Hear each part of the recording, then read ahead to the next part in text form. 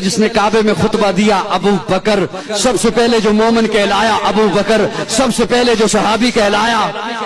ابو بکر، سب سے پہلے جس نے 40,000 دینار آقا کے قدموں پہ رکھے ابو بکر، جس نے بلال کو آزاد کرایا ابو بکر، جس نے عامر بن مغیرہ کو آزاد کرایا ابو بکر، آقا چل کے جس کے دروازے پر گئے ہیں ابو بکر، آقا کو جس نے اپنے کندھے پہ اٹھایا ابو بکر، جو غار میں سب سے پہلے داخل ہوا ابو بکر، جس نے اپنی چادر کو پھاڑا سوراخوں کو بند کیا ابو بکر، جس نے اپنی گود کا بستر بنایا ابو بکر، آقا کو جس نے اپنی گود میں سلایا ابو بکر، جس نے سانپ کا ڈسنا برداشت کیا آقا کو نہیں جگایا ابو بکر، جس کے آنکھ کے قطرے نبوت کے چہرے پہ آئے ابو بکر، آقا نے اپنا لعاب جس کی ایڑی پہ لگایا ابو بکر، جو غار سے سب سے پہلے باہر آیا ابو بکر، جو معبد کی جھونپڑی میں سب سے پہلے پہنچا ابو بکر، جس نے بکری کا دودھ دویا آقا کو پلایا خود خوش ہوا ابو بکر، جو قباء کے مقام پہ پہلے پہنچا ابو بکر، قباء کے مقام پہ پہنچ کر جس نے پیارے آقا پر اپنی چادر کو تان دیا ابو بکر، جس نے لوگوں کی غلط فہمی کو دور کیا